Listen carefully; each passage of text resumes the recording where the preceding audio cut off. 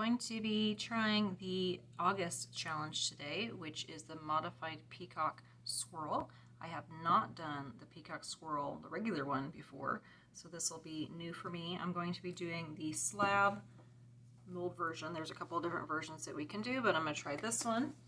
And this is going to be kind of a fall wintry fragrance blend. I'm going to be doing frankincense, sandalwood, and then a sandalwood patchouli. The frankincense and sandalwood are from Essential Depot, and the sandalwood patchouli is from Wholesale Supplies Plus. The colors I'm going to be using, I'm going for the advanced category, and that one we have to have 5 or more colors. So I'll have my base color, and then I'm going to have 5 added colors.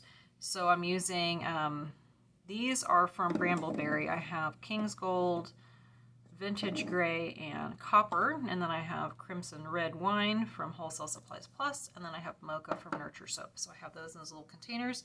What I'm going to do is I have my batter, or excuse me, my oils and my lye divided in 2 because I have these molds. I want to try doing it in 2 different ways. So the first one I'm going to do, I'm going to pour it in the uncolored batter with the fragrance, which should discolor maybe to a tan.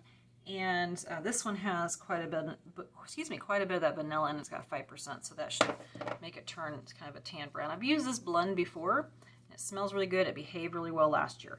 Anyway, so what I'm going to do is I'm going to pour it in and do my lines with the color one way, and then use my chopstick to make little thin lines, zigzags back and forth in one of them, and then I'm going to do the other one the other way. So the plan is, with one set, the Peacock Swirl S's will go down the bar, and then the other way they'll go this way. So it'll be a shorter amount and more of them. So fingers crossed, things work out okay.